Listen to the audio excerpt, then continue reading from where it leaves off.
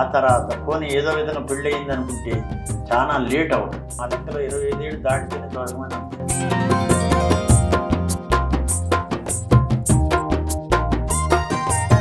నమస్తే, welcome to Suman TV Nizamabad. నేను ఈరోజు ఒక ప్రత్యేకమైన చోట్లో ఉన్నాను. ఇది నిజామాబాద్ నుంచి 10 కిలోమీటర్ల దూరంలో ఉంటుంది. అయితే ఇక్కడికి ఎందుకు వచ్చాను అనేది నేను చెప్తాను. మొదటగా ఇది ఒక సర్పాకారంలో ఉన్న గుట్ట. అయితే ఇక్కడ రాహు, కేతువు, మానసాదేవి ఆలయాలు ఉన్నాయి. ఈరోజు మీకు ఆ ఆలయాలను చూపిస్తాను, రండి.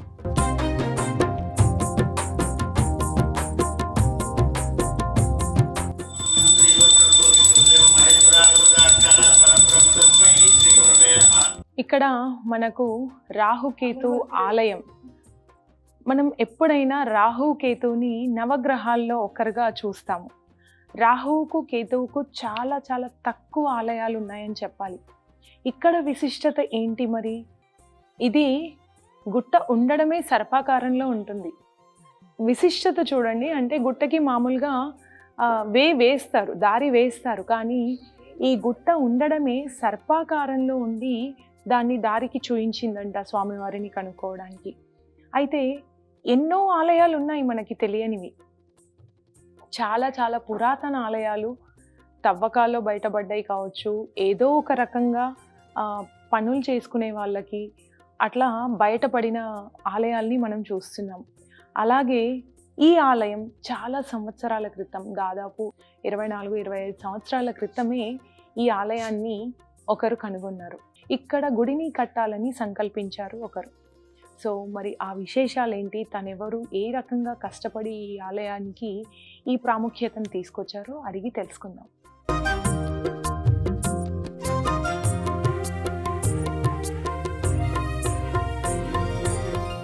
ఇక్కడ నేను ఒకటి గమనించానండి. ఆలయాలు చిన్నగా కానీ మహత్తు చాలా పెద్దగా. ప్రాముఖ్యత అంటే మనకి ప్రదక్షిణలతో సహా ఎలా చేయాలి. ఇక్కడ చూడండి, నాగమ్మకి సవ్యంగా 3 ప్రదక్షిణలు చేయాలి స్పష్టంగా చెప్పారు.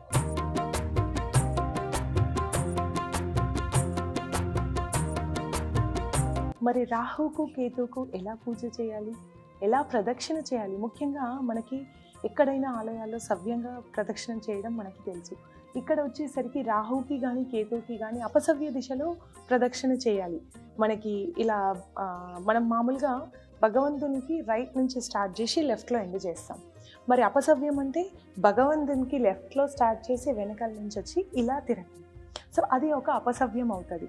కేతువుకు 7 అపసవ్య ప్రదక్షిణలు చేయాలి అని చెప్పారు. రాహుకైతే 4 కానీ 40 కానీ అపసవ్య ప్రదక్షిణలు చేయాలంట.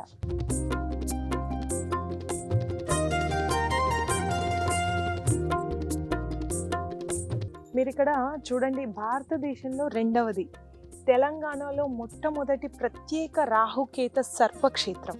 మరియు ఈ ఆలయంలో అపప్రదక్షిణలు ఉంటాయంట. మరి ఏంటి అపప్రదక్షిణలు? అయితే ఇక్కడ మొదటగా ఇది వినాయకుడి గుడి. అయితే వినాయకుడికి 3 సవ్య ప్రదక్షిణలు చేసి ఇక్కడి నుంచి రాహుకి, ఇక్కడ రాహు క్షేత్రానికి వచ్చి అపసవ్యంలో 40 ప్రదక్షిణలు చేయాలి. ఇక్కడి నుంచి నాగమ్మకు వచ్చి సవ్యంలో 3 ప్రదక్షిణలు చేయాలి. తరువాత కేతు గ్రహానికి అపసవ్యంలో 7 ప్రదక్షిణలు చేయాలి. అక్కడి నుంచి నవగ్రహాలకు దగ్గరకు వచ్చి, నవగ్రహాలకు సాధారణంగా 9 ప్రదక్షిణలు చేస్తారు, కానీ ఇక్కడ నవగ్రహాలకి 7 ప్రదక్షిణలు చేయాలంట. 7 ప్రదక్షిణలు చేసి ఇక్కడ నుంచి వెళ్ళిపోవాలి. సో ఇది చూడండి, ఒక పద్ధతి ప్రకారంగా ఎలా మనం దర్శనం చేసుకోవాలి, ఎక్కడి నుంచి ప్రదక్షిణ స్టార్ట్ చేసి ఎక్కడ ఎండ్ చేయాలి అనేది ఉంది. అయితే వీటన్నింటికి మధ్యన విశేషంగా హోమశాల ఉంది. ఎవరైతే శాంతి చేయించుకుంటారో వాళ్ళు ఈ స్థలానికి ఎగ్జాక్ట్గా మధ్యలో హోమగుండం ఉంది. ఇక్కడ హోమంని ఎవరికైతే కుజ దోషం కావచ్చు, రాహు సర్ప దోషం కావచ్చు, రాహు కేతు దోషం కావచ్చు ఉంటే వాళ్ళందరూ ఇక్కడ ఎవరైతే ఉపశమనం కోసం వాటి ప్రభావం నుంచి బయటపడాలి అనుకునే వాళ్ళు వచ్చి ఇక్కడ హోమం చేయించుకుంటారు. సో ఇది ఈ స్థల పురాణం.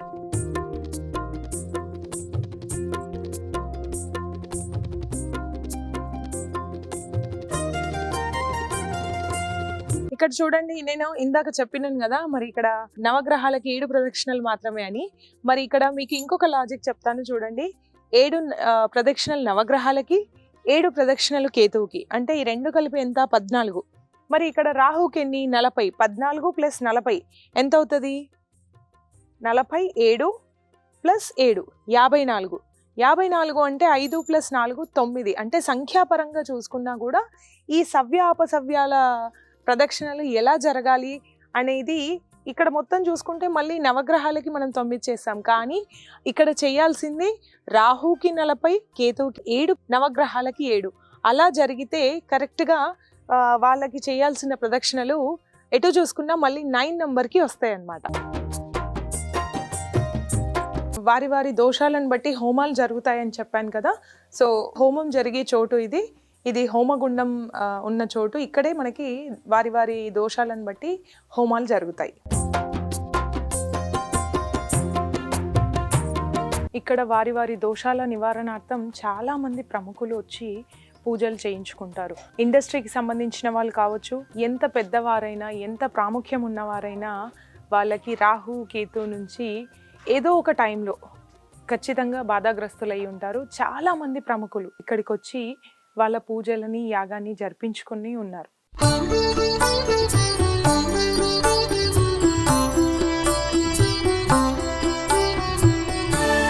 మరి ఈ రాహు కేతు మనసాదేవి గుడిలో ఎలాంటి పూజలు జరుపుతారు? ఎవరెవరు రావాలి? ఎవరు ఇక్కడ వారి పూజల్ని జరిపించుకోవాలి? అసలు ఈ రాహు కేతు ఆలయం వెనకాల ఉన్న చరిత్ర ఏంటి? రాహుకేతు ఆలయం ఎందుకు ఉంది అనేది గురువు గారిని అడిగి తెలుసుకుందాం.